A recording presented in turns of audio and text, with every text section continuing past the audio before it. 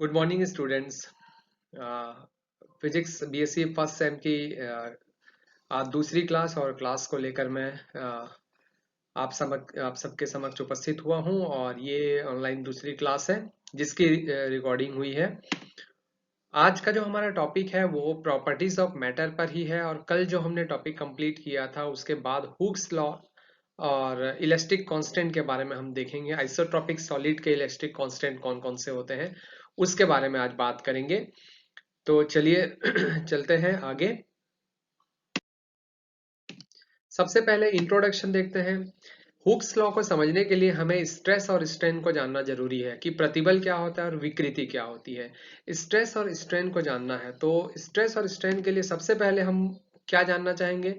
एक और पॉइंट है हमारा रीस्टोरिंग फोर्स।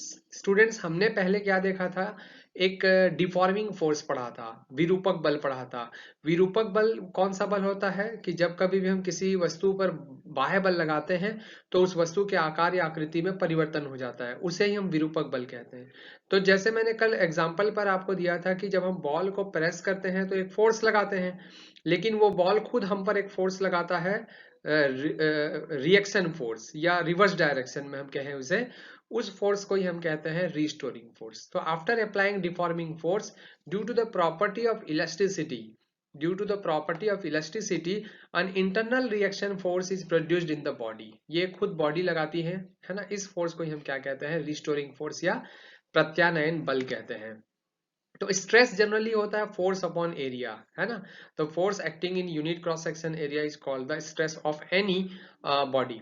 किसी भी पिंड के एकांक अनुप्रस्थ परिच्छेद पर लगने वाले बल को ही हम क्या कहते हैं, प्रतिबल कहते हैं, है ना। और स्ट्रेन क्या होता है, 11th क्लास में आपने इसे भी पढ़ा है। स्ट्रेन मतलब होता है विकृति, यानी कि fractional change in the size of the body is called the strain. मतलब ये है कि अगर किसी पिंड के लंबाई, चौड़ाई या ऊंचाई, अर्थात लंबाई भी हो, क्षेत्रफल भी हो, द्रव्य या आयतन हो, किसी भी चीज में चेंजेस हो रहा है तो मतलब उसमें क्या उत्पन्न हो रही है, विकृति उत्पन्न हो रही है। ठीक है। फिर आगे बढ़ते हैं हम। अब देखेंगे हम types of strain and strain. Stress यानी कि प्रतिबल, प्रतिबल के प्रकार और विकृति के प्रकार का। पहले स्ट्रेस पर आते हैं। लॉन्गिट्यूडनल या अनुदैर्ध्य प्रतिबल along the length of the body. जब कभी भी किसी पिंड के लंबाई पर के अनुदिश कोई बल लगता है तो उस समय हम कहते हैं कि एकांक क्षेत्रफल पर लगने वाला बल ही क्या है, लॉन्गिट्यूडनल स्ट्रेस होता है। ठीक है।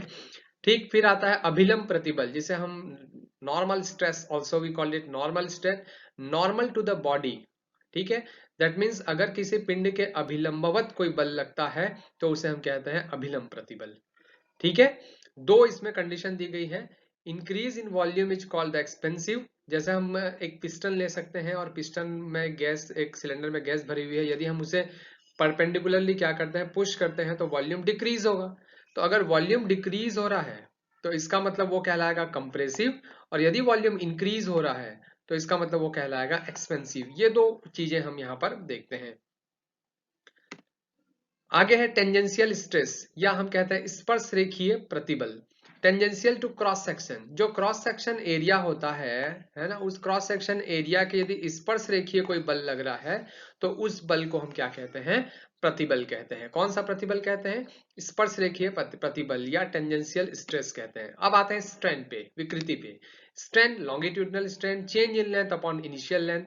इसमें बहुत आसान है कि विकृति कितनी हुई, तो भाई प्रारंभिक के सापेक्ष जितनी हुई उतनी ले लीजिए। That means initial with respect to initial, change in length with respect to initial length is equal to longitudinal.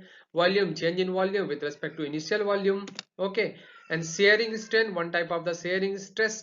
So angle turned by the line drawn normal to the fixed face. इसमें क्या होता है कि जब ये strain हम पढ़ते हैं तो उसमें बॉडी का शेप चेंज होता है, सिर्फ शेप। कि जैसे एक हमने रेक्टेंगल लिया है, बॉक्स लिया है, कार्टून लिया है, उसका यदि यहां से फोर्स लगे तो वो ऐसा चेंज हो जाएगा, या फिर यहां से फोर्स लगे तो वो ऐसा चेंज हो जाएगा। बट उसका जो वॉल्यूम है, उसके अंदर जो आने वाले सामान है, उसमें चेंजेस नहीं होगा। उसका सिर्फ क्या चेंज हुआ, उसका शेप सिर्फ चेंज हो रहा है। ओके। आगे हम बढ़ते हैं इसमें हुक्स लॉ। हुक्स लॉ जो हमको पढ़ना था 1679, रॉबर्ट हुक्स ने इसका इन्वेंट किया। According to Hooke's law, stress is directly proportional to strain. okay, or that means stress upon strain is equal to a constant, and this constant is called the coefficient of elasticity. So stress and strain जो है ना, stress और strain जो है उसका ratio constant होता है। But remember, जब भी हम इस डेफिनेशन को बोलेंगे, इस स्टेटमेंट को बोलेंगे, तो हमेशा हमें with in the limit of elasticity, ये जो वर्ड लिखा हुआ है वो बहुत इंपॉर्टेंट है ना, कि प्रत्यास्थता की सीमा के अंदर ही हम इसे डिफाइन करेंगे। So E is a coefficient of elasticity and this is called the modulus of elasticity. Okay, depend in the material of the body. कैसा मटेरियल है भाई, कॉपर है कि आपका सिल्वर है कि गोल्ड है, कैसा मटेरियल है, वो मटेरियल पे डिपेंड करती है coefficient of elasticity, that means constant E. A unit is equal to the unit of stress, that means newton per metre square, जो इसकी यूनिट होती है वो होती है same. Next, elastic constant for an isotropic solid. Isotropic, सबसे पहले तो बात आती है समदैशिक ठोस क्या होते हैं या आइसोट्रोपिक सॉलिड क्या होते हैं। तो देखिए जरा, ऐसे सॉलिड्स होते हैं bodies in which the elastic property are the same at all the point and all the direction. किसी भी वस्तु या किसी भी पदार्थ के हर एक बिंदु पर यदि प्रत्यास्थता का गुण हर एक बिंदु पर समान हो और हर दिशा में समान हो, तो उसे हम कहेंगे समदैशिक। जनरली कोई भी मेटल जो जनरली कोई भी पदार्थ जो होते हैं वो समदैशिक नहीं होते, आइसोट्रोपिक नहीं होते, होमोजेनियस नहीं होते, वो हेट्रोजीनियस होते हैं। बट मेटल्स जो होते हैं उसको हम एग्जाम्पल के लिए ले सकते हैं कि वो कैसे हैं, आपके आइसोट्रोपिक है। यहां पर हमने मेटल को एज्यूम किया है एज ए वायर और as a rod. Now the types. There are three moduli of elasticity for isotropic material. First Young's modulus, second हमारा है bulk modulus और third है हमारा modulus of rigidity. Young's modulus Young प्रत्यास्थता गुणांक, bulk modulus आयतन प्रत्यास्थता गुणांक और modulus of rigidity मतलब जिसे हम कहते हैं दृढ़ता गुणांक। चलिए इसको देखते हैं, तीनों को एक एक करके देखते हैं। सबसे पहले सबसे इंपॉर्टेंट यंग्स मॉडुलस जो है उसे हम समझते हैं। So everything is with in limit. अभी हमने देखा था कि इलास्टिसिटी E इक्वल टू था stress upon strain. So young modulus is a elasticity, so coefficient, so stress upon strain पर कौन सा स्ट्रेस, देखिए जरा, यहाँ जो स्ट्रेस है वो है लॉन्गिट्यूडनल स्ट्रेस, ठीक है, ये longitudinal stress upon longitudinal strain. तो stress upon strain but within the elastic limit, जो कि हुक्स लॉ में भी हमने बताया था, ठीक है। चलिए देखते हैं। फॉर एग्जांपल हमारे पास एक बॉडी है m मास की, जिसको हैंग किया गया है l लेंथ की एक वायर पे, और जब हम इसमें बॉडी में फोर्स अप्लाई करते हैं mg, तो इस बॉडी की लेंथ इंक्रीज हो जाती है l plus small l। Now force applied on the wire is equal to what, force equal to mass into acceleration, increase in length, final length minus initial length equal to small l आएगा, correct. Next, longitudinal stress equal to force upon area, force equal to mg and area is equal to, wire का जो area होता है, wire actual में कैसा होता है, wire actual में होता है बेलनाकार, ठीक है, और बेलन का अनुप्रस्थ परिच्छेद कैसा होगा, वृत्त के आकार का, इसलिए इसका एरिया कैसा लिया गया है वृत्त के आकार का। स्ट्रेन जो होगा length, change in length upon initial length, दोनों की वैल्यू सब्स्टिट्यूट की, तो y का जो फॉर्मूला आया वो हमारे पास mg upon pi r square L upon L, that means mgl pi r square L. ये आपका मेन फॉर्मूला है जो बहुत यूजफुल है y का, यंग मॉडुलस का, ओके। नाउ अगर हमको डिफाइन करना हो तो हम क्या कर सकते हैं, हम एक और डेफिनेशन इसमें ले सकते हैं कि यदि एरिया को आप यूनिट कर देते हो, ठीक है, और एल को यदि आप क्या कर देते हो, एरिया को यूनिट कर दो और स्मॉल एल को कैपिटल एल के इक्वल ले लो।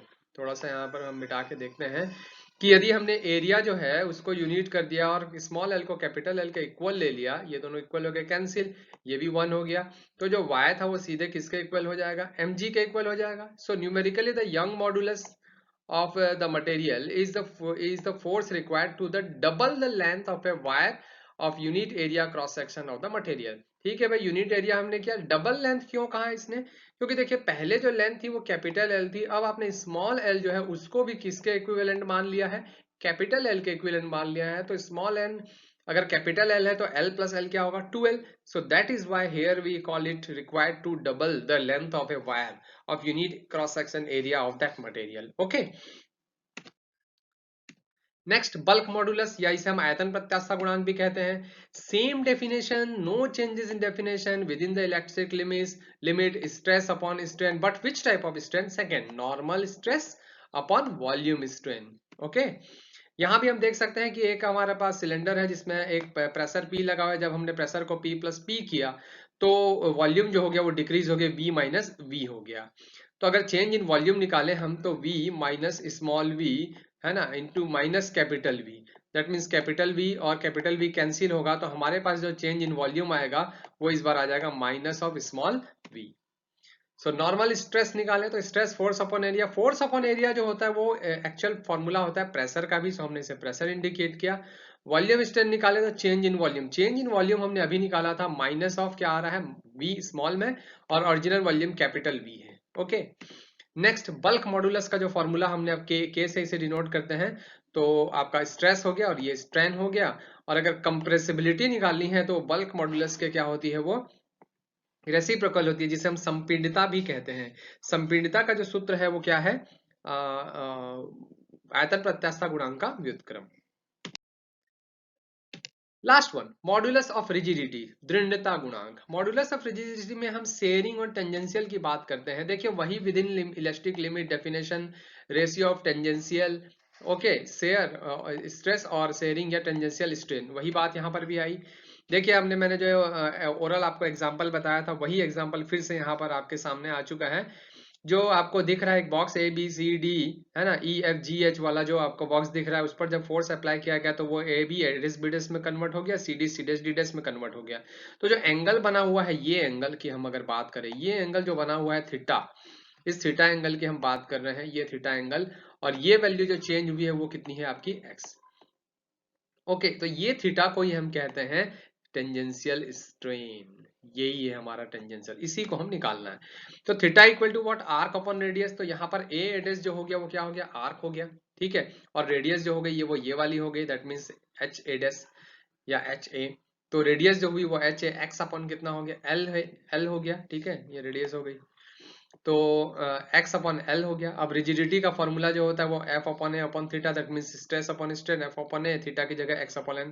तो ये मॉडुलस ऑफ रिजिडिटी का फॉर्मूला हुआ। तो आई थिंक आज के जो टॉपिक हुए वो आपको क्लियर हो गए होंगे। आरपी गोयल की बुक आपको मैंने रिफर की है, उस बुक से, टेक्स्ट बुक से आप पढ़िए। अगर चाहें तो नोट्स बनाइए, डाउट्स हो तो फिर क्लियर करेंगे अगली क्लास में।